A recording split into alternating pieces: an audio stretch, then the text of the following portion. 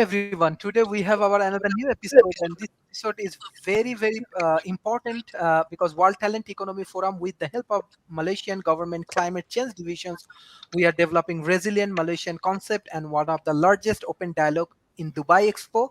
And beside that, many corporations and the multinational companies and the government and university and academia, they are very much interested to work with World Talent Economy Forums with these climate related projects.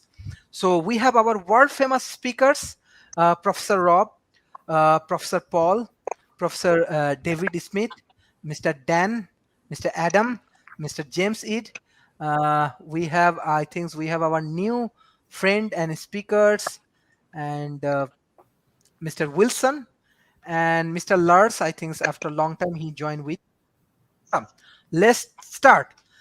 Because Malaysian government, they are very excited and they are supporting us already. They are finishing their invitations and everything about this resilient Malaysia.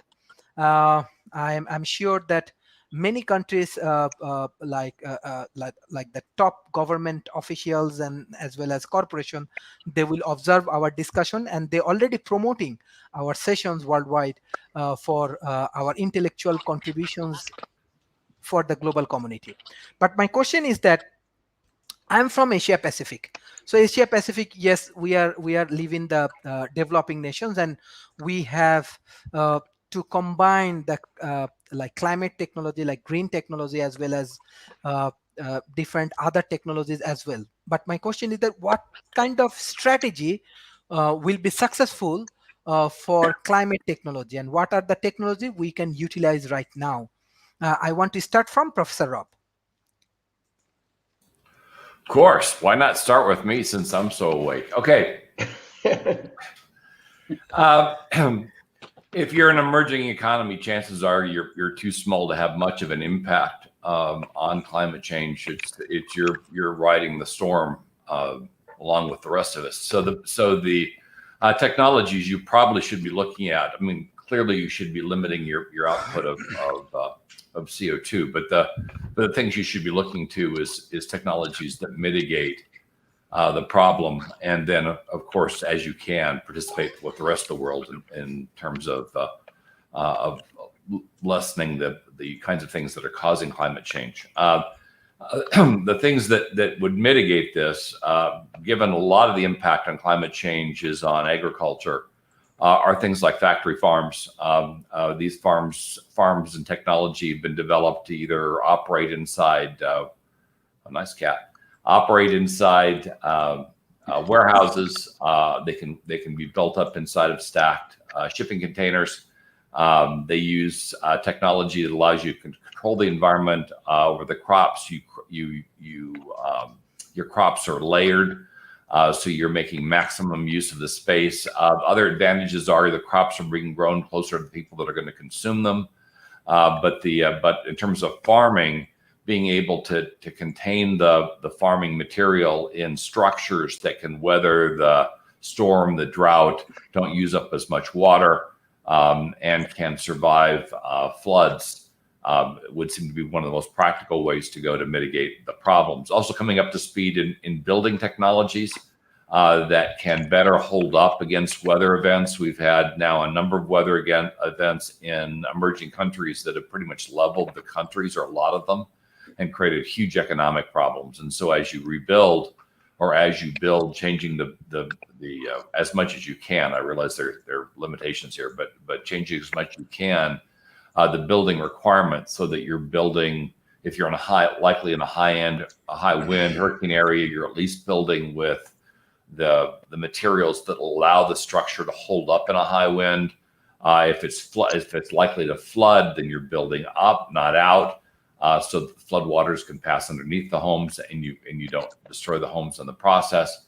And also, you're doing whatever you can to make sure that the waterways, the other flood mitigation capability that you have, is clean, clear, and ready to be used. So some of the areas that have been flooded, they've been flooded because the flood mitigation capability was clogged with debris and garbage, and it didn't function as it should. So that's where if you're emerging, trying to suggest that you can do anything to affect the rest of the planet other than participate along with everybody else is probably a bit foolhardy. What you've got to do is you've got to begin hardening your citizens, hardening your businesses, and particularly hardening your farms against extreme weather events, and that way you can better survive what's to come. Thank you, Professor Rob. Now I want to request Professor David Smith.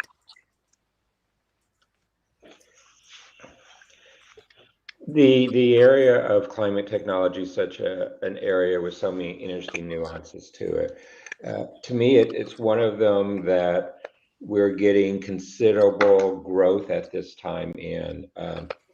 Between 2013 and the start of COVID, there was over $60 billion that venture capitalists invested in climate technology. And if you look at the curves on that, it's beginning to go up because more consumers are deciding that climate and climate technology is important. Businesses are beginning to embrace more around climate change and others like that. So it's a time that's coming. Um, Interesting, in the last 3 years, over 1,200 climate tech startups were identified by PricewaterhouseCoopers in a report earlier this year. And so the entrepreneur interest is growing quite a bit, but a lot of the areas where the entrepreneur interest in are not the traditional big areas.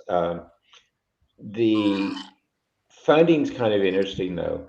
The United States during that time had $29 billion invested. China had $20 billion. And really, the rest of the world had the remaining $10 billion. So the development of new climate technologies has really been focused. Um, but if you go back to 2016, which is when the Paris Climate Change Agreement came into force and things, a lot has happened. The greenhouse emission from coal plants has plateaued and actually has gone down in the last year. But if you begin to look at the innovations that strategy need to be built around, one of the first ones is in power generation.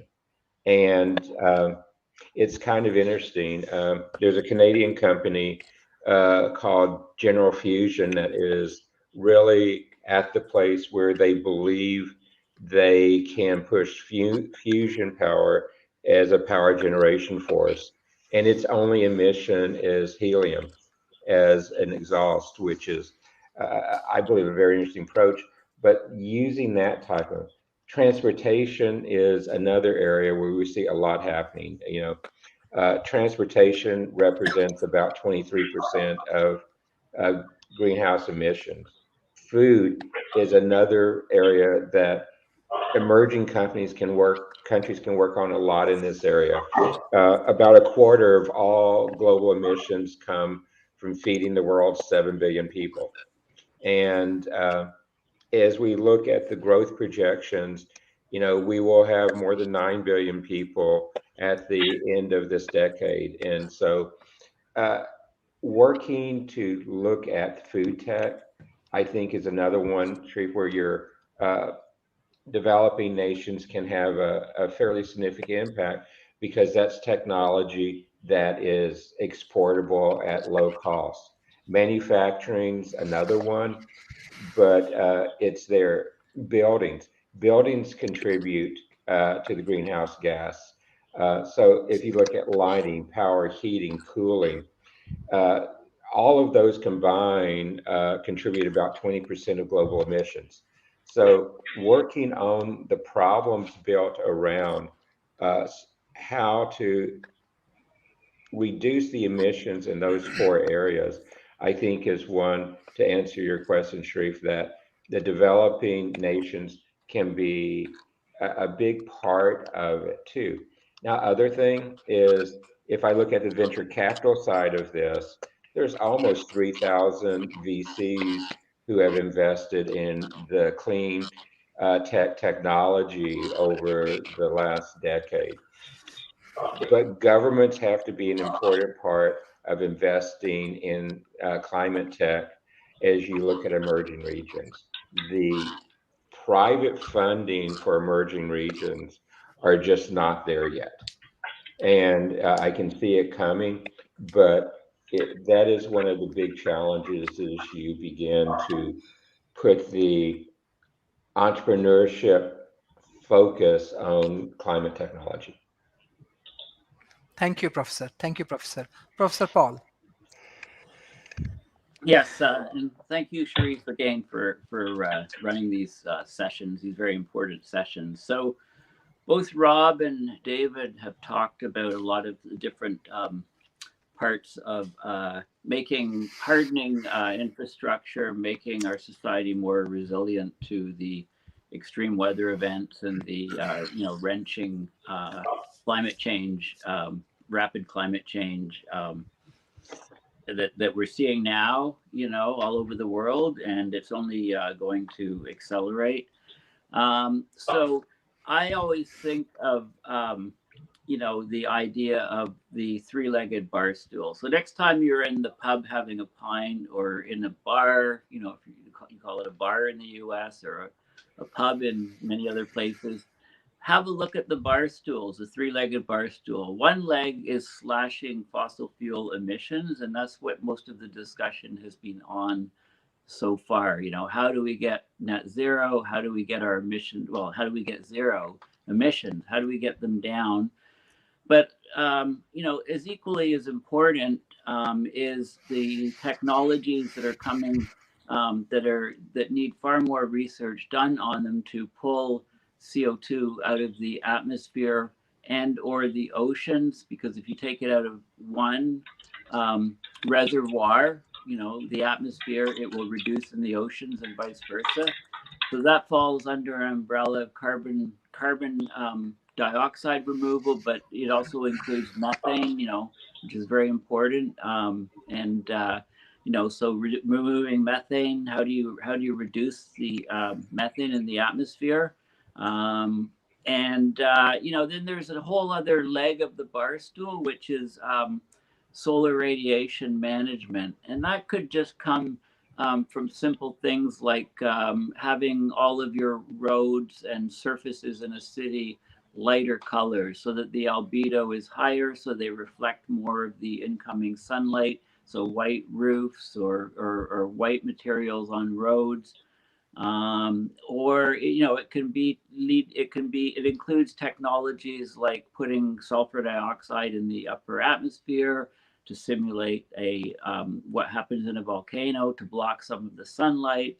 Or it can include things like marine cloud brightening, where you don't generate clouds, but what you do is the clouds that form over the ocean, you ensure that the water particles are very, very small, so highly reflective. So there's a whole area of research on that. Some people think something called NEAR, using many, many mirrors on the surface of the Earth to reflect some of the incoming light, could have a big impact, and they're researching that. But there's nowhere near enough emphasis on some of these technologies. Interestingly enough, we have heavy launch capability at fairly low price. Billionaires are generally launching satellites, etc. And we really need to consider looking at something, some mirror array or very thin mylar sheet up in space to reflect just a fraction of a % of the incoming sunlight could cause an overall cooling of the planet. I mean, we have to look at all of these things because we don't have any luxury of time. People have noticed that, fortunately, the opinion polls in a place like the US have shown that the number of people gravely concerned about abrupt climate change and think it's affecting them has just spiked upward in the last 6 months, maybe about 10%, up to about 70% of the US population. So we need to, we can't have a fixed mind that, our particular method or our particular favorite horse to make a big difference on climate change is the only one. There's all kinds of different ideas, all kinds of different things. We just need to work on scaling them up. For example, carbon capture, right? There's plants that are opening, but if you look at the net amount of carbon it removes from the atmosphere, it's very, very low. We need to look at ideas that are possibly scalable, and the Drawdown book, if you haven't had a look at it, highly recommend. And there's a new book to follow it called Regeneration or something like that. Lots of different ideas. Some of them are very low tech. For example, empowering women with small businesses, etc., especially in developing countries, can have a huge impact on climate change. And there's many other things that we would not think of, which are outlined and listed in the book Drawdown in particular. I haven't read the second update yet.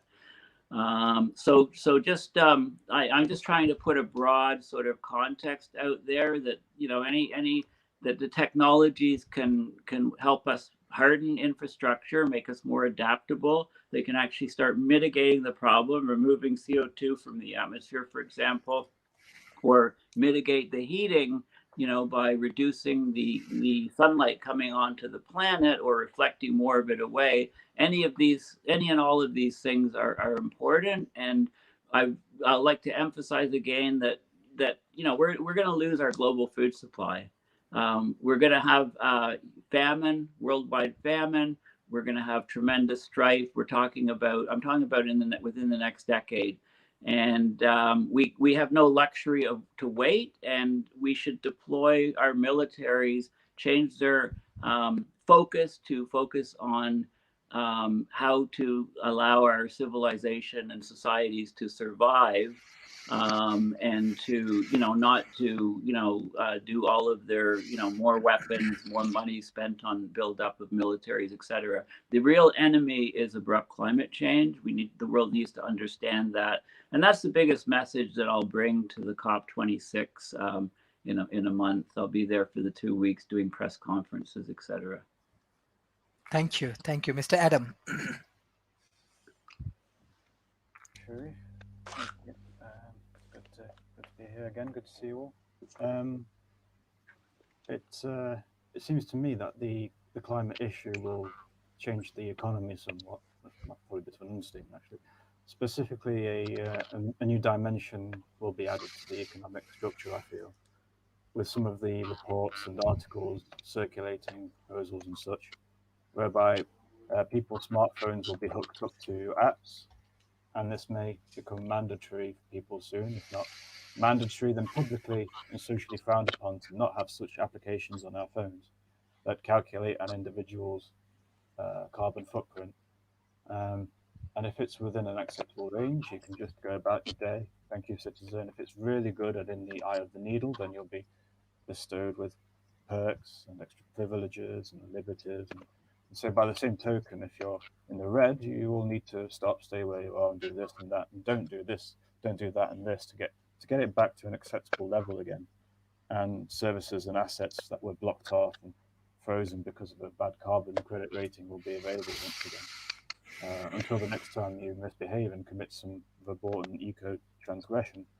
So this ties in with the ethics of surveillance and track and trace. So of course, when people express concerns about future technology impinging on privacy and our freedom to move, they are usually met with a rebuttal to the sound of, well, you have a smartphone, do you not? So what are you worried about? So of course, we have already passed that point of no return in that aspect. I think of myself as a pretty free person who has nothing to hide, so track and trace me then, do your worst, do what you will. And by that same token, I will do what I will, do whatever you like, including thinking about the consequences and planning how you want to accept and deal with those consequences. So we need to ask ourselves how these additions to the ways we live, move, spend money, deal in business and make transactions will affect people's quality of life. People have a hard enough time already living under financial pressure and having to forecast future events within their financial means as it is. So will people start to crack under the pressure if banks and conglomerates and governments dump all of these extra carbon-based credit scores and ratings onto members of the public or anyone really. And looking a bit further into the future, after these carbon rating systems have been established already, say, will we then have new forms of corruption to watchdog and keep tabs on, where people try and skirt around it, hack into their personal carbon credit rating to fraudulently bump it up, people in positions of privilege and authority using their power, influence, and monetary wealth to pay off the carbon taxmen. And what happens if someone down spirals into a very unacceptable rating? Will there be carbon bailiffs knocking on your door, for instance? So this is a time where we all need to work together, of course. Like we said a few times already on this show, we have a view to move away from the more bloodthirsty age of competition into a new age of collaboration and cooperation. But that doesn't mean situations will necessarily become less fraught by virtue of this change. And in this cultural climate where people go on some platitude praising how we are all working together already, that of course can have its own downside or dark side where mob mentalities kick in, fingers are pointing to scapegoats, and so we need to watch out and try and rein that in again if we see it happening, and really do try and work together. Thank you, Sharif. Thank you, Mr. Dan. Me unmute here. Yeah, this is of course an incredibly important topic because we're experiencing levels of warming and carbon dioxide that haven't been seen, in except in geological timeframes, and haven't increased as rapidly in history of at all as we can measure. I think it's important that we use the geolocation resources that are just coming online in a big way, and also gamification of those geo informatic resources. There's one that I like. I'm going to be promoting as a way to really get fine grain on how we deal with the biosphere, and that's an addressing app called What 3 Words. And you can use this thing offline. It divides the entire Earth into 10-foot by 10-foot squares and gives them a 3-word dictionary name in 14 different languages, but most people use their native language like English. So what this gives you the ability to do is we can start doing citizen science at a very granular level. We could do things like, give each square a biosphere integrity rating or something like that, and kind of aggregate all the different gamified projects that might be going on with that particular square. And everyone should really not only adopt one particular square of Earth with this What 3 Word system, but do one on the antipode. Find someone on the opposite side of Earth. Anyway, I'm going to be presenting this idea at the Street Fair booth in Thousand Oaks here on October 17th, and I hope you can save the date. I'll be live streaming that and having a lot of projects from local people who I really want to praise are people that aren't just talking about CO2 reduction, but actually are doing hands-on physical work to create that. So I really want to cede the balance of my time to Dr. Wilson from Hago Energetics, who I'm really pleased that he's been chosen by NASA as one of the 3 prize winners for their Millennium Challenge competition, I believe it is. And so, yeah, I'm really glad he could make it today. And Thank you. Back to you. Thank you. Yes, Dr. William. Wilson, yeah. Thank you very Wilson, much. sorry. I hope you can all hear me. And thank you, Dan, Yes. for inviting me and having me on this distinguished panel. I saw the kind of the program, a forum that you had about a week ago on negative carbon emissions, and you guys pretty much covered everything there is to cover. So there's not much more to say about this subject. It's just, I guess you got to hammer the point that we're in a crisis, and we need to do all we can to address the crisis. And in particularly, we need to push the developing world, developed world, particularly talking about Malaysia, for example, being a small country, right? Push the developed world to move along these lines in a major way. So that's important. That's how I think Malaysia can help in addressing this problem. Is basically use the leverage that you have as a member of the United Nations, and then say that hold the the developed worlds, the U.S., China, India, accountable for, and then the EU, of course, accountable for past emissions and going forward. The other thing, I mean, you could do is that Paul mentioned about geoengineering aspects. Is that you can just say, okay, we're going to do geoengineering whether you guys like it or not, unless you do something about it, and hold that as basically hold a gun to their heads, just because we're in a crisis mode and things need to be moving in a major way.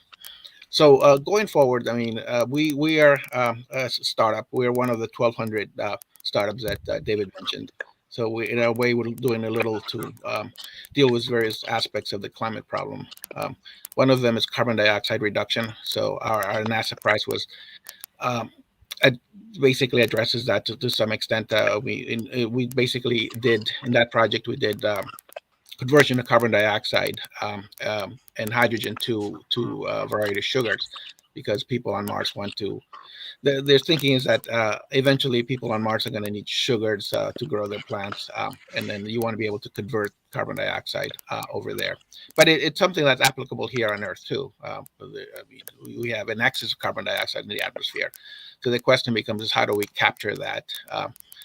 On planet Earth, and how do we convert that to a useful product? So how do we form a circular economy?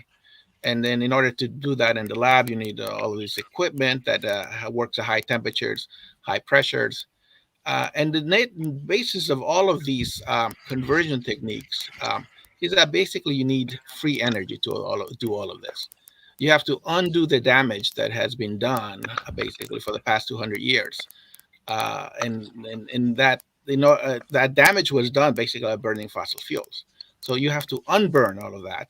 In order to unburn all of that, you basically have to have a source of energy. I mean, you want to use renewable energy. So, and in order to do that, you basically you need a solar economy and a wind economy throughout the world, where basically everything is free, because otherwise it's just not gonna that got to cut it in order to reverse the damage. So fundamentally, on a thermodynamic basis, that's what needs to happen. And then whatever it is that countries throughout the world can do is promote the institutionalization or the deployment of solar energy and basically in wind energy to the maximum extent possible, so that all of these technologies can be implemented. I mean, I'm talking about technologies such as mineralization, which capture carbon dioxide and put them in rocks, and then you basically sequester the carbon for very long periods of time. I mean, so and then there's also, I mean, biochar is also one of the things that you can do along these lines. So just bear that in mind. The other thing that I want to just caution people is whenever we talk about technologies is to think about the overall carbon footprint of that technology. So there's a well-established technique methodology in the field. It's called life cycle analysis, where you basically look at the overall net process of the grams of carbon dioxide, say, per energy output of whatever it is that you wanted to creating. And so that should be borne in mind. Ideally, you want the net carbon footprint to be negative, so that we're doing a significant progress in this area. Otherwise, we're fooling ourselves. I mean, and then we're not doing anything progress. So keep that in mind, and keep that in mind that we need to reverse the killing curve. We need basically just keep your eye on that number, the amount of carbon dioxide in the atmosphere, and then when that number starts to level off, then we're doing progress. Otherwise, we're just fooling ourselves, and so that's my spiel. Thank you. Excellent, excellent. And just want to share a World Talent Economy Forum initiative, because we are not believe only in dialogue, we are more in action. This is our revised migration project, and it's a startup village, and already 10 different uh, cities from developing nations, they already joined with World Talent Economy Forum, and we are trying to develop a revised migration process and sustainable ecosystem with lot of startup. So hopefully at least 10 million people will be benefited from this startup village concept. It's not a concept, already we are working with different governments. So we are open for technology. We are open for technology transformations, and yes, we are looking for investment. We have millions of people. We need to change the human lives, and we need support. And beside that, actually, World Talent Economy Forum, we are growing very fast. Even I just want to share our last meeting with ministers and all of the largest corporation. I am very, very happy with our speakers profile. And yes, I have to do with my team a lot of paperwork and documentations, but I can say that there are many large corporations there, many large corporations like Petronas, Gamuda, all of the large corporations and media there. Uh, we get huge appreciation from these ministers and the policymakers, and they believe uh, what type of speakers and the board of advisors and member World Talent Economy Forum has, they are really, really valuable for the developing nations. So I'm very much happy, and I'm sure not only Malaysia, uh, at least 10 different countries and the country's chief, like Prime Minister Office, they are communicating with World Talent Economy Forum. I'm just sharing the startup village concept, revised migration process, because the COVID-19 situation, many people, they have to go back to their villages, but we have to economically, we have to develop a ecosystem. So I believe, especially our speakers, those who want to contribute, you really love to contribute with World Talent Economy Forum. There is a very good place you can contribute. Actually, we need many people for documentations, because when we lead with the government, we need a lot of document and many things. So those who are happy to contribute, especially board of advisors and ambassadors, they can contribute. Mr. Jamsid, uh, so how you want to analyze to this concept? And I don't know in the future if you want to contribute for this startup village concept. So you are welcome to contribute. Well, thank you, Sharif, and thank you for assembling this panel to discuss a very vital issue. And, I do think it's a point of crisis, and it is an emergency, but what mankind is really good about is denying the things that are troubling and to blame others. And these are the things we're good at, but we're also good at things like technology, developing technology and using logic. And the logistics of the production and distribution of things that can ease the pain and suffering caused by this climate change is there, but we lack the political will to implement it, or we aren't organized properly, because as David has taught me to say, it's a system of systems. The global planetary climate system is built on local weather systems and local ecosystems. So you can, even wherever you are, you can play a role. Start with yourself, start with your local community.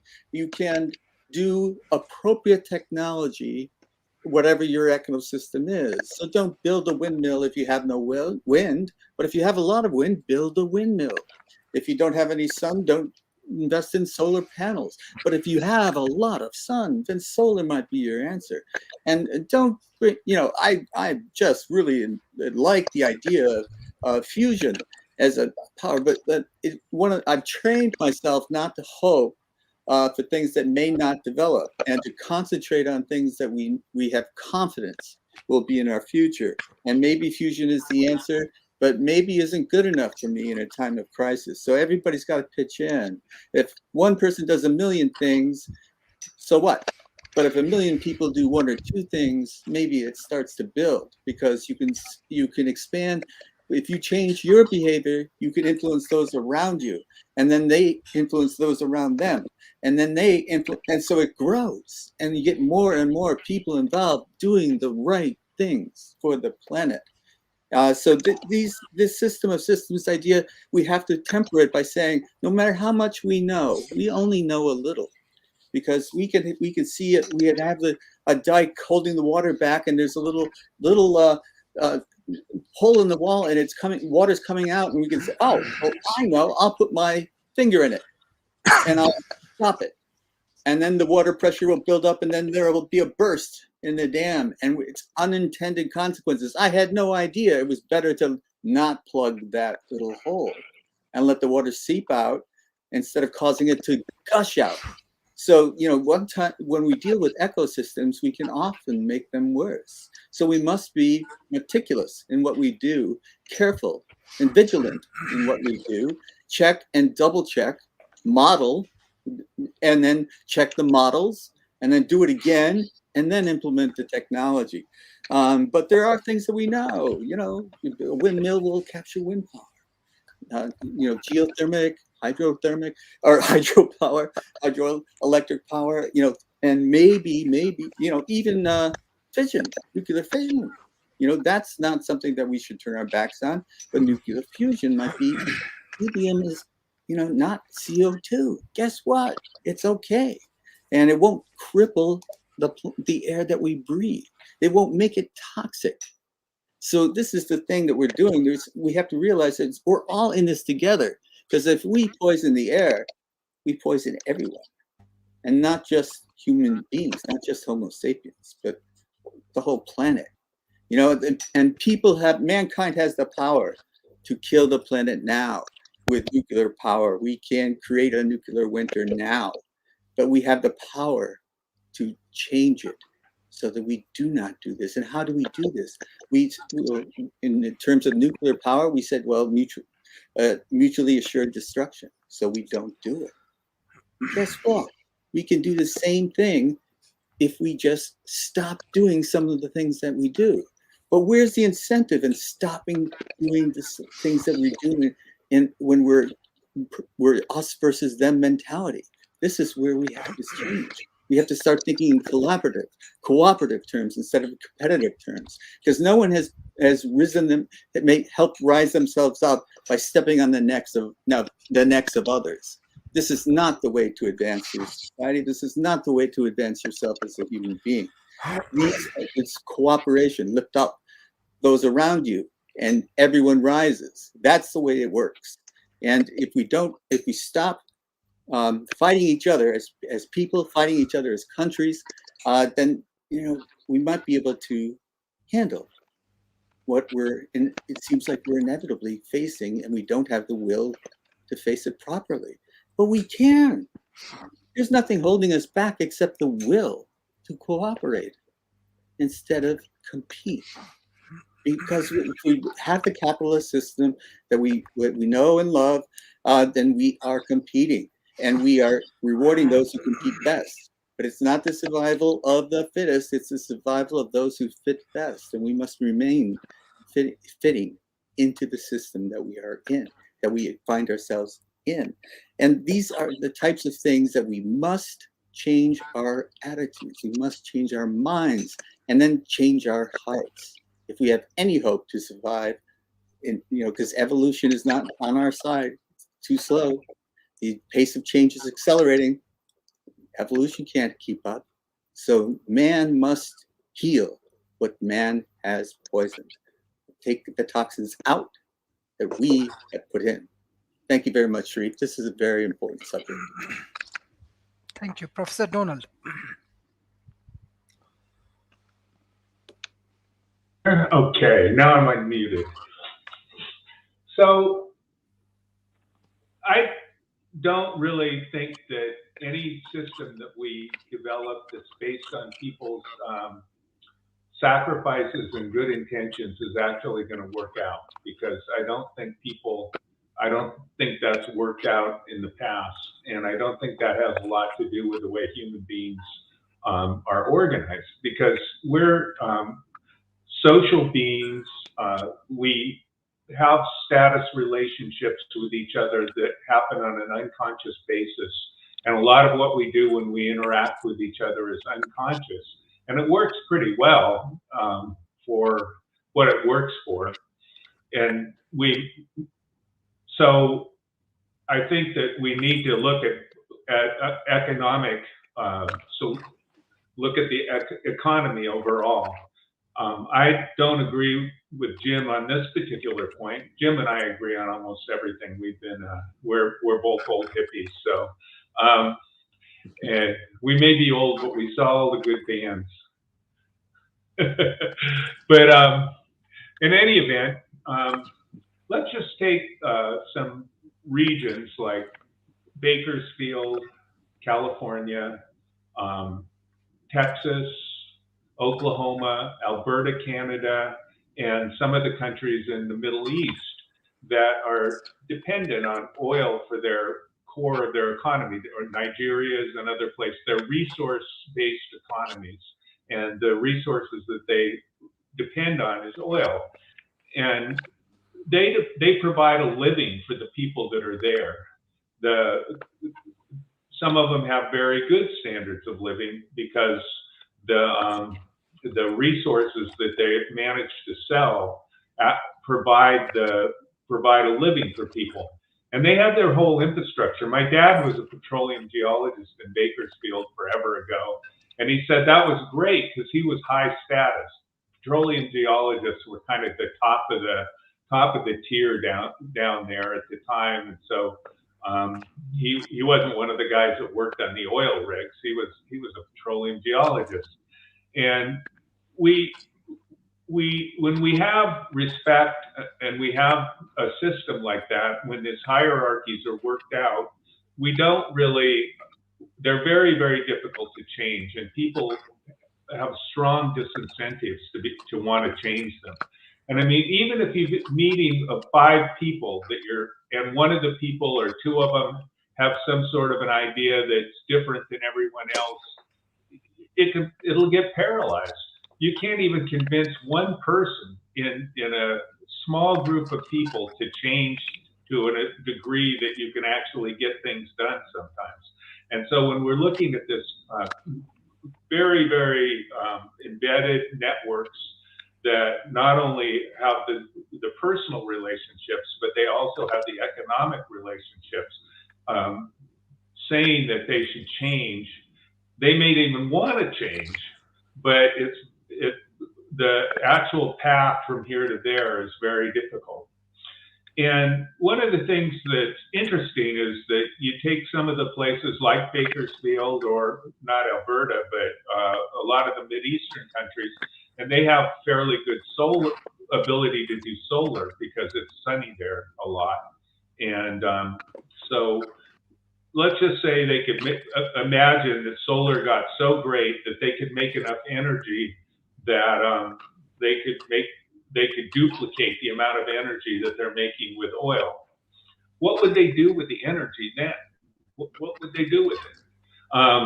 If the energy is in the Mideast, what good is that going to do to people in the United States and Europe and Australia, China? What good is it going to do them? Because how are we going to get the energy from there to the other parts of the world? And right now, the one possible solution is converting it to hydrogen, because that requires energy. But in theory, if you have solar, you have energy, and therefore you could use that energy to take water and separate it into hydrogen and oxygen, and then use the hydrogen as fuel in the future. And the output of that is not CO2, it's water, which is relatively benign, though it's the most powerful greenhouse gas, but that's another story. It would be a minuscule amount of it. Unfortunately, right now, most motor vehicles don't run on hydrogen, and the ability to start changing things so that there's really not very good ways of storing and shipping hydrogen. Liquid hydrogen is very cold, and the technology really isn't there yet. And I'll get back to that. But I want to also continue with another way of exporting that energy. And the example that I'm going to give is Iceland. Now, Iceland has geothermal energy that they can use, and what they're using it for is one of the things they're using it for is carbon sequestration. They built a plant that just came online, and it takes the carbon and it mixes it with water, turns it into carbolic acid, pumps it into the ground, it dissolves the minerals in the ground, and becomes limestone, where it stays for eternity or a very long time.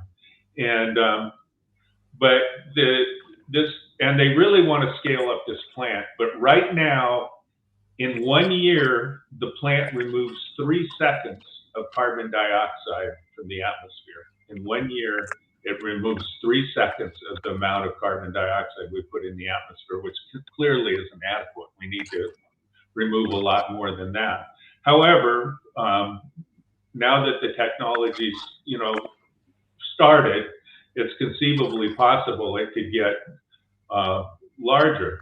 But what's interesting about it is that the way now that Iceland is exporting their geothermal energy is they're selling carbon offsets. So if a organization, a country, or whatever is making more carbon than they're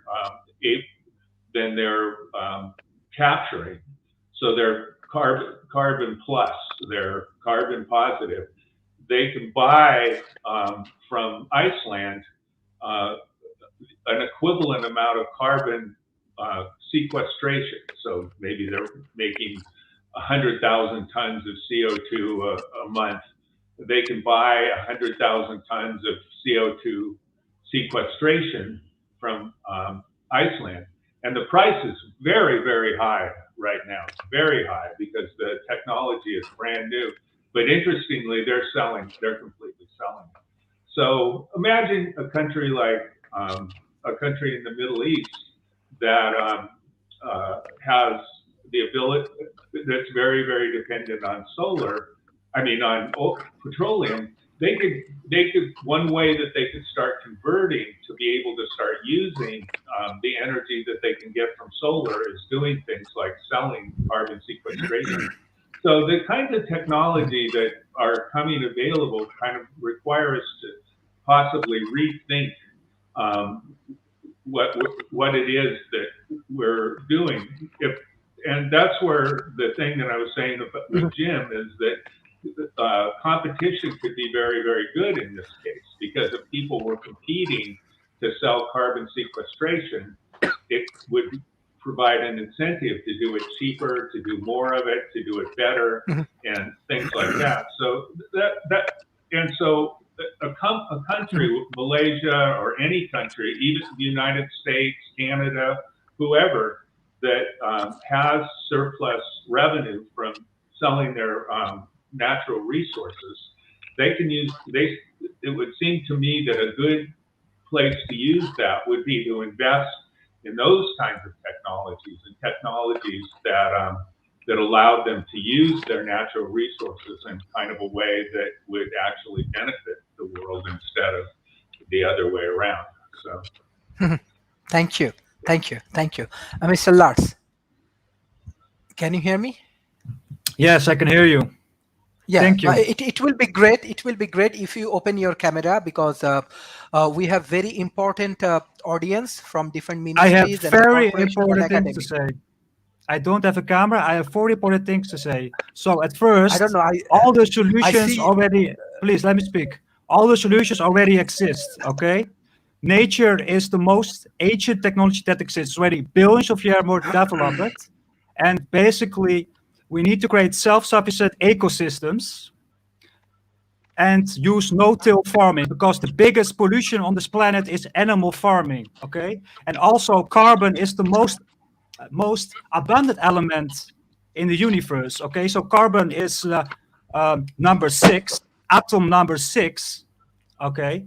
And the carbon atom is made of 6 neutrons, 6 protons, and 6 electrons, okay? And CO2 basically is carbon dioxide, or it's a natural gas, okay? So the Earth creates all the carbon and CO2, okay? And also there exists free energy. Nikola Tesla, he harvested free energy from radiant energy, also called cosmic energy, and all the energy, the source of all the energy comes from the sun. And when you block the sun, then you cause ecocide, because we are one with the environment, okay? We are one with the trees, because the trees are our lungs, and the trees, they absorb carbon, and they also get absorb carbon from the earth, okay? So all life forms on this planet is carbon based, okay? It's one of the most abundant elements, and the most abundant elements is hydrogen, helium, and oxygen, and then comes carbon, okay? So carbon is element number 6, okay? And we need carbon, we need CO2, because it's a part of life. And when you block the sun with chemicals, then you basically kill off all life, that trees and plants will not grow, so you get also no harvest anymore. And also the problem is that we need to create technology that is durable, because right now we live in a trash consumer society, and we need to change all our technology and all our thinking, and that all starts with the food or eat, because all the solutions already exist. Because we all need to be self-sufficient and create self-sufficient and self-sustainable ecosystems, and also use water harvesting, and create food forests by no-till farming, and also create ecological architecture. Use it, use eco cities, build eco houses, because all the solutions already exist, okay? And so, like I said, yeah, carbon is one of the most abundant elements in the universe, and we need it to survive, okay? It's a part of life. Thank you. Thank you. But it will be great, because we are utilizing this content for our student, for the youth community developments. So even when you join, I request you, please utilize your camera. This is important for World Talent Economy Forum. So thank you for your discussion. My information is more important. My information is more important than anyone is saying, because mostly everyone that was here in the room talking is only spreading disinformation, okay? And the climates get manipulated by geoengineering, and it's destroying the whole planet by ecocide, and it will cause depopulation, because they want to murder 6 billion people, okay, by blocking the sun and by using vaccinations. It's all propaganda from Bill Gates. Thank you. Thank you. I directly want to go for the concluding remarks for today. Professor Rob, because we are developing, you are our board of advisor as well, we are developing a very strong ecosystem in Asia Pacific. Even we are developing startup village, and we need a lot of technology. So what is your advice and guideline? Sure. Well, a couple of things I'd look at. There is an interesting project going on between Australia and Singapore to build the largest, what will be the largest solar plant, and then export the energy to Singapore so they can meet their green energy goals. This idea of producing energy in one place and shipping it to another showcases an ability to generate revenue from green energy, so it's worth watching. There's another huge trial going on with outside the University of Tokyo to use solar to create clean water at scale. So sunlight-driven photocatalytic water splitting for hydrogen production hydrogen production at scale. There's certainly a hydrogen shortage. It depends if you've got the area to put up these big solar farms, but it does showcase that developing the capability can not only have a beneficial impact on the planet, but can generate revenues. And if you're an emerging economy, that's probably what I'm looking to, projects that both do the world good and can pay for themselves and possibly have economic benefits that go beyond that. Those are the kinds of projects that can be funded. And then your region benefits as well from the resulting clean activities. So that's where I'd look. And I'm out. I'm off to my next meeting. See you next time. Thank you, Professor Rob. Thank you. Bye-bye and take care. Professor David Smith, what's your concluding remarks? Sharif, love the discussions on this. We need to, as we look at climate technologies, really focus on where the inputs are, where the outputs are, and how we as a global ecosystem can begin to face it and do some things. And in some of the technology areas, we've actually made remarkable progress. You know, solar and wind today is now cheaper to produce power than many of the old fossil fuels we're using. But the challenge with solar and wind is storing and distribution of that power. Uh, the sun doesn't shine at night. The whole area around how I balance the grid is a challenge there. So even though the automobile industry is driving battery capacity, we need to go beyond what we see there, and we need to look at other alternatives, particularly of storing this other type of power. And again, that's an area where I think a lot of other smaller countries can work, and particularly as you begin to look there. Um,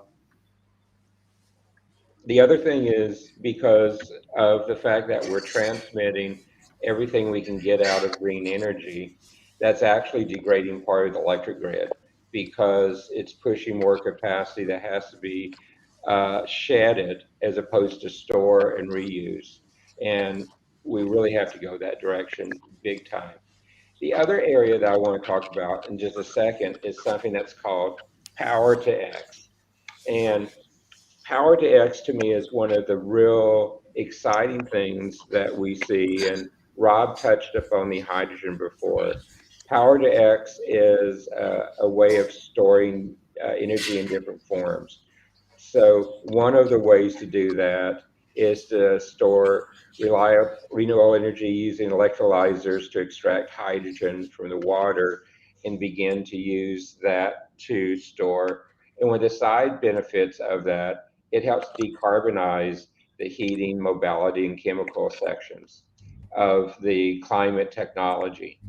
And the Power to X is, again, an initiative that's reachable for most universities, most colleges, and most entrepreneurs applying research around the world into it. Uh, you know, we mentioned the whole thing of carbon, Donald mentioned the whole thing of carbon capture and redoing that. Um, there's one thing to make the plants to begin to pull it out of the air. There's the other activity is to capture as much of carbon at the point of use and capture it and diffuse it at that time. I think we need both, but the ability to do carbon capture at point of generation is one that can be really useful too.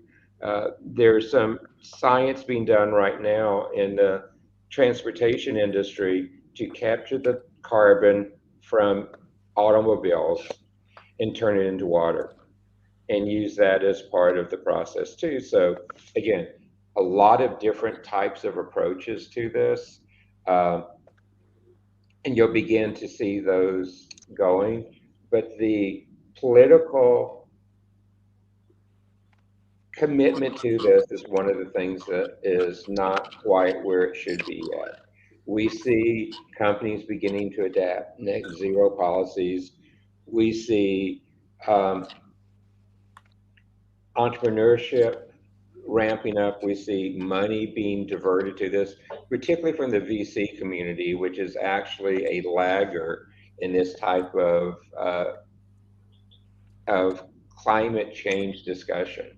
So I think the future is getting better. We have to do things, but we have to do it across all of the sectors where we do there, and we have to do it with the allied technologies like the batteries we talked about for storage, the ability to take power and maybe put in salt domes, which are like a big battery, and store it in there in the salt domes and extract it.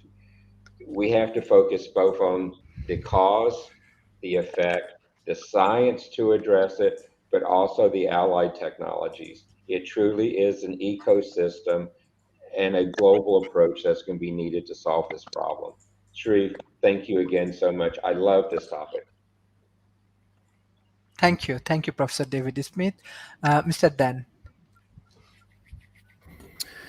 I love this topic too. I love the people, like I said, that are actually hands-on doing the technology that takes the carbon out and makes us resilient and regenerative. Because right now we are in planetary overshoot. We're using about 1.7 times the amount of the planet's ability to regenerate. So obviously that's got to change.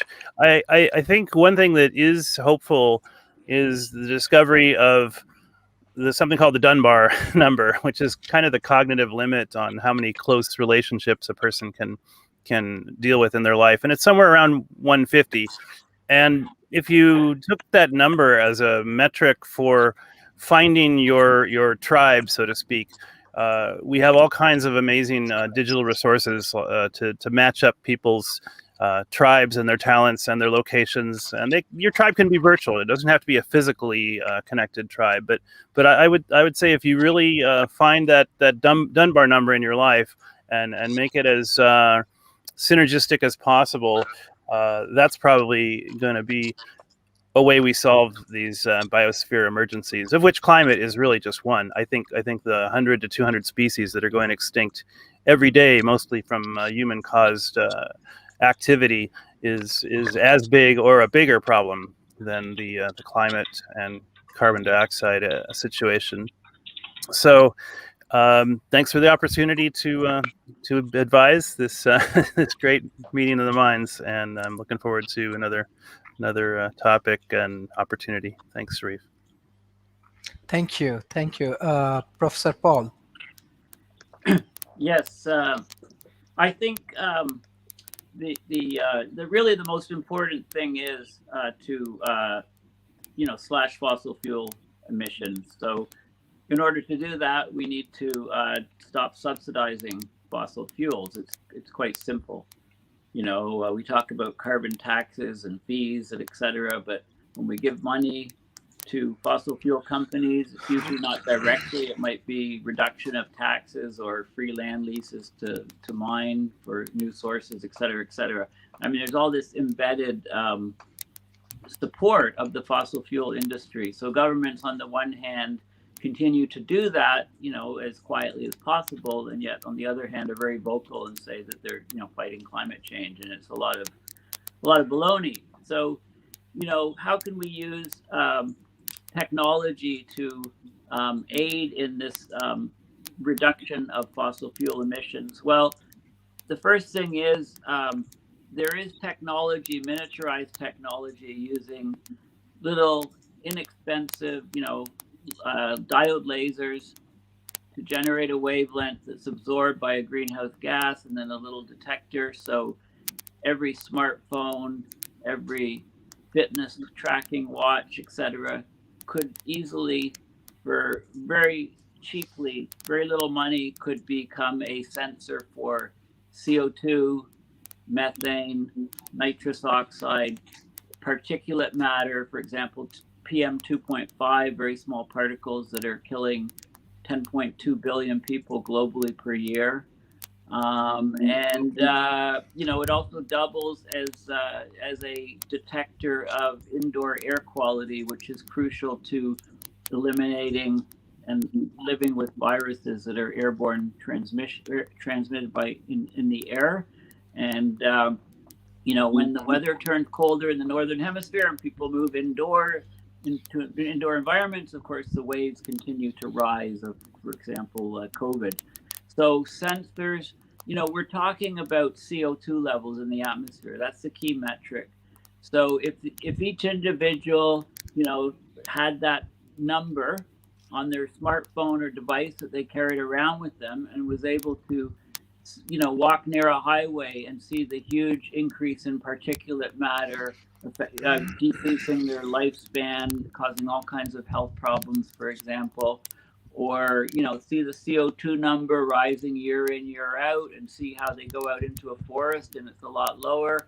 It's the best way to educate people and get the global population to understand what these numbers are, how they're rapidly increasing the greenhouse gases. And when we have technologies to remove carbon from the atmosphere, et cetera, we'll see that number, we'll see those effects ourselves in our own lives, in our, so I think that's a key, a technology that will lead to much wider public understanding on what these numbers are, for CO2 particularly, but also methane, nitrous oxide, and all. And there's a lot of very long lifetime, very low concentration gases, the freons, etc., sulfur hexafluoride, that have enormous global warming potentials.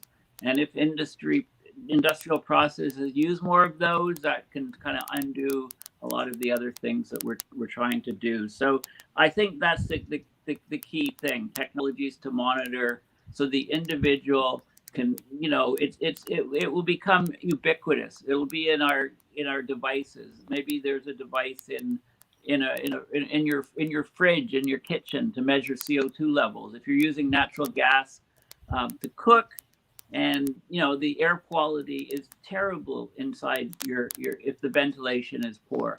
So these sort of things are, we want to try to think of ways to really get the public to, go in the public, to say, wow, that number of CO2 is really going up all the time. I see it going up. This is a problem, right? That's so educating people with little technological devices that fit into things that everybody has and everybody's using. And I mean, the smartphone is the best example of that. Thank you. Mr. Adam.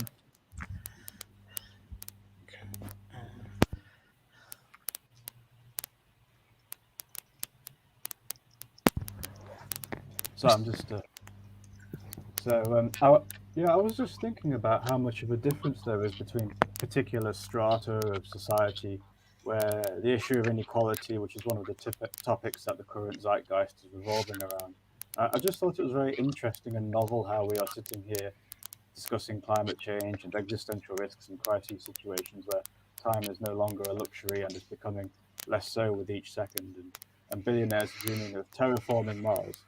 So if we are not careful, then it won't be long before there's a climate crisis on terraforming Mars, where we certainly don't want a big project like that being all over before it's even really begun or given a chance, really.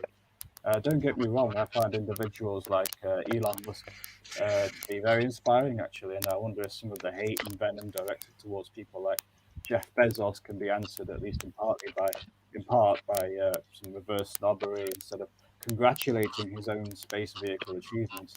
If that's a silly consideration, forgive me. I was just expressing an interesting detail and novelty rather than expressing a grievance or jealous mean-spiritedness. But saying that, a billionaire's circle of influence is massive, and a billionaire's circle of influence could be said to extend across the whole world, becoming a literal globe of influence then. So we will have no choice but to face hard ethical choices. We are balancing ethics of legislation and rule following and compliance against action and altruism and cooperation in a crisis situation. If someone is concerned about the necessity of excessive compliance in service of a greater good because it has had a noticeable effect on their freedom, like with carbon credit ratings or social credit ratings, whatever, then are they selfish, especially if a social credit system that would have shocked our freedom-loving forefathers to the very core is now accepted with little fuss by mainstream in a kind of invasion of the body snatcher scenario?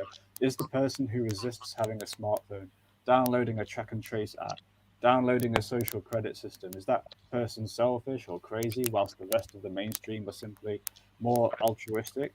I mean, the road to hell is paved with good intentions, as the famous saying goes. So we need to be very careful not to fall into a hellish good intentions situation we can't climb back out of. So what is the opposite of that? What is the opposite of the road to hell is paved with good intentions? It would be a swaggering, swashbuckling Robin Hood, Captain Morgan rebelliousness, and just the right amount of some selfishness and egoism and self-service is ideal for defending one's own freedom and the freedoms of others within that person's circle of influence in a trickling down kind of way, a trickling down of inspiration and inspiring confidence and passing around that rebellious fire to others who know you and watch you and watch what you are doing, like a candle lighting other candles. So the opposite of that, the kind of excessive pathological altruism, is less ideal to protect our freedoms. Who would you want on your side defending your freedoms with you, alongside you? A pirate or some goody two-shoes? Thank you, Sharif. Thank you. Thank you. Uh, Mr. Wilson. Yeah, I think we have to ask ourselves as a species, right? What is going to take to move the needle? And the needle being the Keeling curve and the accumulation of CO2 in the atmosphere. We've had a significant amount of time to deal with this. We're on COP26 now, so everything up to now has been a failure, and we need to try something different. So and fast, right? So I don't know exactly the answer. Maybe the answer is that we need a carbon price between $200 and $300 a ton for CO2. That may do it. I'm not really sure. We're deep in the trenches of addressing this problem. We're looking at nozzles for marine cloud brightening. What are the types of, what is the ideal type of nozzle to do this job, and the filters. We're looking at sorbents. What is the sorbent that will capture CO2? And from a variety of different, from point sources and also from direct air capture. We're looking at how to neutralize methane, how to react methane in the atmosphere, and also how to basically make green hydrogen and at scale. So we're looking at these solutions, but at the end of the day, unless we seriously, as a species, decide that we're serious about addressing this problem, I mean, my efforts and the efforts of other companies are going to come to naught until we get serious about this. So that's all I have to say. Is let's push ourselves to be serious about this problem. Thank you. Thank you. Thank you. Thank you, sir, joining for today's sessions. And we want to invite you more because we need more of your support and all of our speaker support. Mr. Lars, what's your concluding remarks today? So all the solutions already exist, and we need to focus on solutions, because when you only talk about problems, you are only creating more problems in the world and not solutions. Okay. And all the science that exists, it's all government propaganda, and people hate the truth because they have no truth. Okay, so we need to focus on the solutions, because the solutions are extremely easy. Just stop eating meat, stop farming animals, because animal farming is the biggest polluter on the world, and also there is so much industrial pollution. It's causing the whole air is poisoned. Everything is poisoned, because we live in a trash consumer society. And because they cannot make any money with free energy, they cannot make any money where you produce products that are long lasting and durable. We live in a trash society. People are only making trash on this planet and only making money. They only think about their wallet. They're not thinking for long term about the next generation yet to come. They are destroying the whole planet. But people are only telling lies, because all these so-called scientists, all these science papers, all these scientists, they are paid by the government. It's all political propaganda, corporate propaganda. Okay, and science is about facts, not opinions, because people are even promoting their own genocide and ecocide, because when you block the sun, you are mass murdering the whole planet. Okay, you are causing ecocide, because we need trees. Trees need the sun. The sun is the source of all energy, and you can have free energy. That is 0-point energy, cosmic energy, radiant energy. Study Nikola Tesla. He invented most of the technology we're using now. Okay, so everyone is living in a lie, because society is ignorant, and everyone have only been to school to get indoctrinated by propaganda. Okay, because everything you have learned in school is a lie. All these science classes, if you're from the academics, it's all a lie what they teach you. Okay, nothing is true. It's all one big lie. Yes, because the Vedic says solutions for everything. The solutions are extremely easy. We need to create self-sufficient ecosystems, get back to nature, with your naked feet touch the earth, because you can grow permanent food forest in hundreds and thousands different species in nine layers. Okay, harvest water, minimal inputs, maximum outputs. Okay, because permaculture is a solution. Permaculture is caring for the earth, caring for the people, fair share, produce no waste, okay? And also, we need to use undepletable sources and just recycle everything because nature is not producing any waste. Humans are producing waste because they are only want to make money, selling more crap, more junk, destroying the planet. Bill Gates, he wants to murder 5 billion people. All facts. Bill Gates is the biggest donator to the WHO and promoting geoengineering to mass murder everyone. Thank you. Please, thank you. Mr. Lars, thank you. We have to be very much careful because we have many students, we have many universities. So thank you. We believe in open dialogue, but definitely we have to move with a evidence-based discussion. I only speak the truth. I'm here for the facts. I'm here for solutions. I do not. I don't do opinions. Vaccinations are weapons for mass murder. The carbon credit system, it's a lie. Mr. Lars, have the biggest CO2 footprint, and he wants to murder 6.5 billion people by geoengineering, by blocking the sun, by poisoning everyone, by mass murder, vaccinations. There exists no safe vaccinations. It's all a lie. You have to respect what I tell you. I think we should. Thank you. I don't think we should make you guys president of the planet. You know, ruler of the planet. I wouldn't want to live on that planet. I'm sorry. I agree. Yes, I agree. Professor Donald, what's your concluding remarks? Well, as an academic, I know that I'm not actually taught things.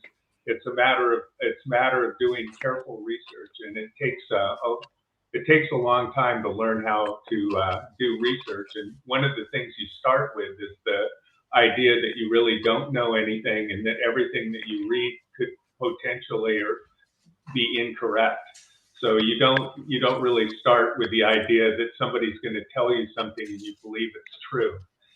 And another thing is that the degree that you believe something is true is not the degree that the louder that they shout things, the more true that it happens to be. That doesn't work.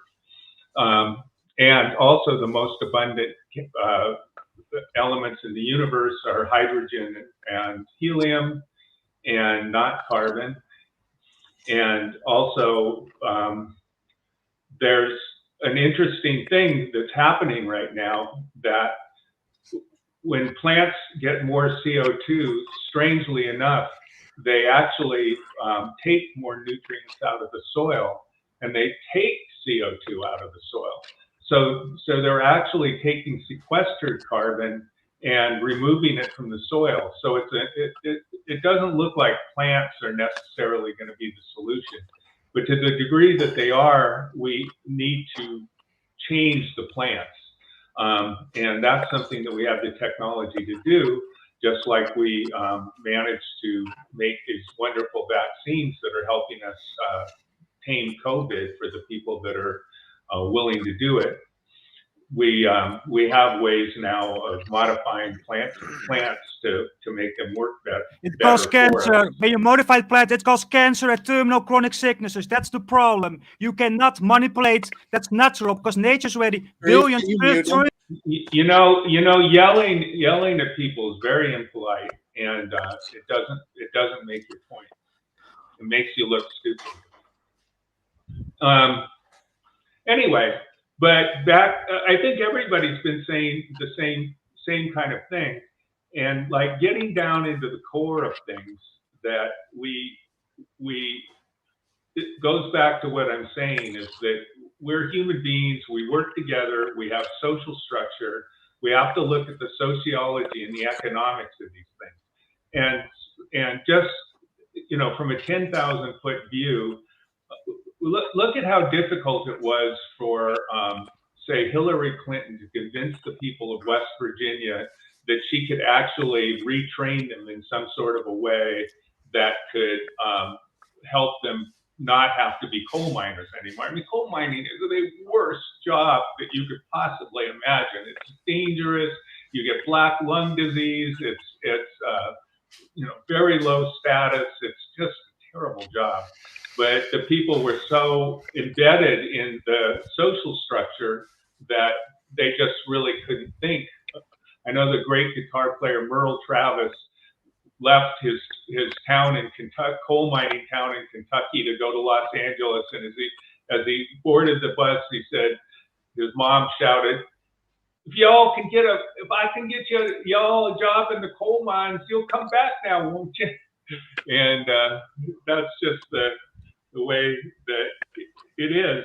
And so, as I said, you go to Bakersfield. I know I've been reading about the economics of Saudi Arabia, and they've been trying to diversify their economy because they're very dependent on oil.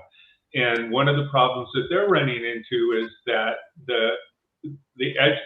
they're trying to make it be so that the jobs have a huge percentage of Saudis that take the jobs, but they're finding that the people aren't educated enough to be able to take the jobs. And I think that that's a dilemma that people have to face. And so the idea of carbon sequestration is something, but we're not going to be able to just suddenly stop being able to use energy. We're not going to be able to have the people in Alberta or Bakersfield or Oklahoma or any place like that suddenly say, okay, well, what the heck? We'll just stop being able to make a living for the benefit of the planet. That's not really going to happen. And so besides looking at the various kinds of technologies, we need to look at the technologies integrated into the idea of how we're going to be able to transition the people through education, through new jobs, through various kinds of things to be able to start transitioning the world. It's not like people are just going to suddenly go, oh no, we've got global warming. Tomorrow I'm going to get up and do something different. What are they going to do? How are they going to know what to do? We have to, when we're thinking technology, we have to be able to start using our technology in social science and psychology and economics, as well as our technology in physics, to be able to start making those transitions. And I think that that's something that it should be definitely on the table as part of research programs in all of these countries. So that's all I have to say. Thank you, Professor Donald. Mr. James Eid, what's your concluding remarks today? Thank you, Sharif, for a wonderful show. I really admire your ability to put together your panelists and talk about very important conversations. And I always take notes. I don't know if you can see that. And so, David's not here, but I'm going to use power to X and not give him credit if he's not on the show. And I'll give him credit if he is. But I always learn something on these shows. And, I really believe that Donald and I are actually closer on this topic than you might think, because I do believe there is a power to competition and there is a place for it. It's appropriate technology and it's misuse. Because now we're thinking about the return on investment. We're talking about the quarterly reports. Our vision has only become quarterly. And so we're not motivated to think about long-term solutions as much as we need to be. Although there are examples of people who are motivated this way. But you don't go to venture capitalists and present a 5-year plan and get money from them. So what you have to do, I think, is find balance. Do a little bit of both. Appropriate technology where it's appropriate. Use it, and don't misuse it. And too often we misuse the abilities that we do have, and we need to become awakened to that. And even with Lars, I think that I found myself agreeing with some of the things he said. But it's the way you say it, and it's the way you communicate it. And what and Donald was talking about how difficult it is to change people's thinking and get them to behave in a different way. And I agree. It's very difficult. It requires leadership, and leadership can be misused as well, or it can be used to benefit others. We have a recent president that used his leadership powers to prey on fear and anxiety and anger. And we don't make our best decisions. It's a very primitive way of thinking to react with fear and anger. And if we base our policies on fear and anger, we will have bad policies. And so this is not what we want to do. We want to be calm, cool, and collected and thoughtful, and know our limitations as well. No matter how much we know, we only know a little, but we have to act with the best of our abilities. And we create amazing technologies, just fabulous technologies, things that can help us solve these problems if we pooled our resources, if we collaborate. And we're not trained to do that. We're not trained to do that in our schools. We're not trained to do that in our job searches. We're not trained to do that as countries. We are, so our training it's counterintuitive, it's counter training. So we have to deprogram some of our thinking and reprogram ourselves to think in a different way, where collaboration, cooperation is part of human nature, because it is. Villagers banded together because they have to survive. And and cooperation produce great things as well. So it's not all one or the other. It's not all competition. It's not all cooperation. But we can go overboard in one direction, and then we have to recorrect.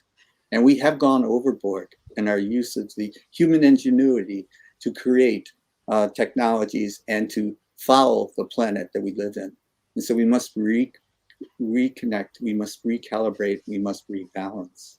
And once we can be balanced, then we will not see these natural disasters, these hurricanes of tremendous force, these wildfires that are raging, these floods that we've never seen. We call these 500-year phenomena. They're happening all the time now. This is not by coincidence. This is because we have not taken care of the planet. And we have to stop asking what the planet can do for us and start asking what we can do for the planet. And if one person does one thing, you say, it's nothing. But if 1 million people do one thing, it starts to add up. And if 1 million people do one thing, then it makes a difference. And you can change society. You can change it from the ground up by influencing others in your sphere of influence. And you can change an entire society by adequate leadership from the top down. It can work both ways. It's a balance from the bottom up and from the top down.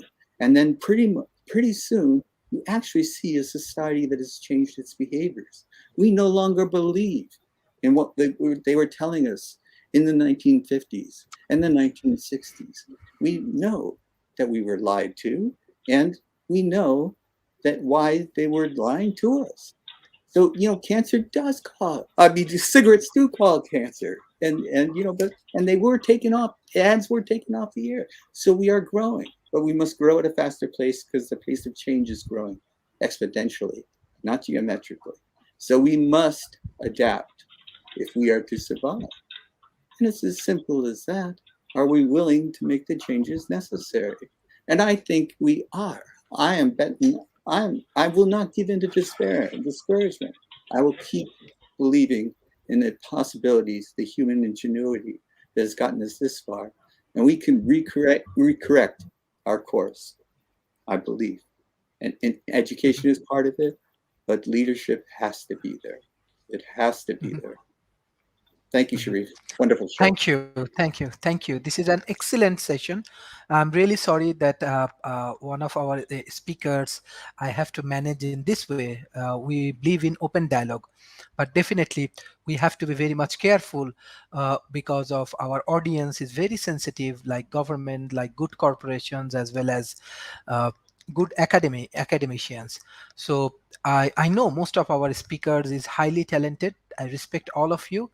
But sometimes even some point he is actually threatening me and he's actually messaging me, threatening me.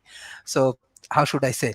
I have to manage. I never afraid of these things. I'm managing many important things, but I request that the audience is very important, and we are growing. And many people, they are believing that World Talent Economy Forum can contribute. I can say one of the remote area peoples from India, he is actually running the village with 5 million peoples, huge amount of people actually he is contributing, and he believes that World Talent Economy Forum can contribute for the grassroots level. And this is the achievement. This is not my individual achievement. This is all of our speakers' achievements. I know that many government, they are believing right now World Talent Economy Forum has excellent speakers and they have the ability for contribution in Asia Pacific. I know many academy, they are using our content right now for their development purpose. So we have to be respectful each other. I believe that the talent economy is very important. I know Mr. Dan, Professor Paul, Mr. Adam, Dr. Wilson, Professor Donalds, Mr. James, all of you are talented, and you can contribute for the developed nations. And World Talent Economy Forum, one thing I just ensure, even the guest actually threatening me and send me message how much I pay, so how much I'm getting this and that. It's actually very weird. I'm sorry about that. But one thing I can ensure, why in between 14 months, all of the government and the academy, they are believing that World Talent Economy Forum can contribute. This is because of our honesty. This is because of our uh, transparency. And World Talent Economy Forum, do not we are actually running by our own money, and we do not have any sponsor. Even you ask me how I getting the money, I can share because of one of our speaker just threatening me several times. Actually, my whole properties and everything, I create a foundations, and what I get from my father, I distribute it for developing nations. Me and my wife, we do not have any children, so we are contributing for my country, for the developing nations. So it's really painful when like speakers behaving in that way. It's really painful when I know 90% people actually good. I know here 10 speakers, 9 speakers actually excellent, and I want all of your contribution. And trust me, how I getting support from the local ecosystem, I'm really impressed, really impressed. And just I'm sharing the last meeting with the ministry, all of the big corporation there. uh, they are actually, the closed meeting, they are trying to give advice and many things, but how we producing documents and speakers, uh, I want to say the Malaysian climate change ministry, they are impressed with our performance, with our speakers. And I believe many of the speakers and the global communities, they are waiting for our contributions. And it's a millions. I have a record that 10 different state with 10 million people, they are waiting for our reverse migration project, my startup village projects. So I know all of you are innovators. You have technology. Developing economy need lot of technological transformation. Yes, we need investment, and that's why I'm sure 90% people are good.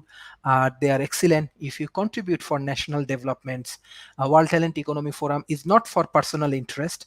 It's not for my personal interest or corporate interest. It's for more on national development. Thank you, Professor Donald, Dr. Wilson, Mr. Adam, Mr. Dan, Professor Paul, Mr. James Eid, for your continuous support for World Talent Economy Forum. Hopefully, in the future, we can develop strong team and we can contribute for the millions of people. Thank you. Bye-bye and take care. Thank you. Bye bye. Thank you. Thank you. Thank you, sir. Thank you.